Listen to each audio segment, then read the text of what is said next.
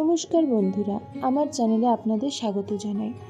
আজকে আমি যে ভিডিওটি শেয়ার করছি সেটি হলো বুটের ডালের পকোড়ি বা বড়া।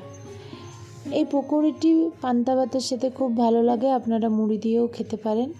তো দেখুন, আমি মিক্সিং জারে এই যে বুটের ডালটা সেটা ভিজিয়ে রেখেছিলাম, সেটা আমি পেস্ট করে নিয়েছি।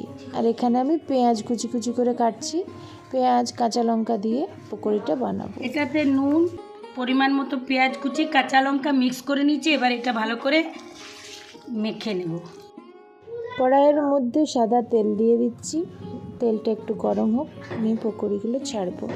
তেলটা গরম হয়ে গেছে, আমি পকোড়িগুলো এক এক করে ছেড়ে দিচ্ছি। আর খুবই মুচমুচে আর খুবই টেস্টি হয়, আপনারাও তৈরি করবেন। আর মুড়ি দিয়ে খেতে পারেন, গরম ভাতেও খেতে পারেন, কিন্তু পান্তা ভাত বা বাসি ভাতের সাথে বেশি ভালো লাগে।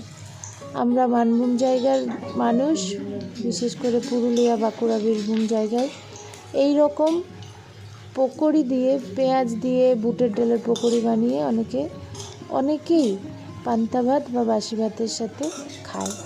তো দেখুন, পকোড়িগুলো আমার রেডি হয়ে গেছে, কি সুন্দর লাল লাল করে ভাজা হয়েছে।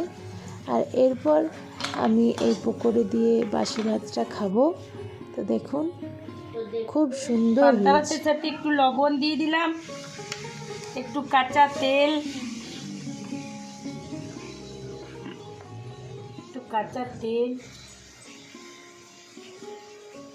এগুলো সব দিয়ে এই গরমে পান্তা ভাত, তার সাথে যদি কাঁচা পেঁয়াজ, পোড়া লঙ্কা, আর এই গরম গরম পকোড়ি আর ঘুগনি, একদম অসাধারণ টেস্ট।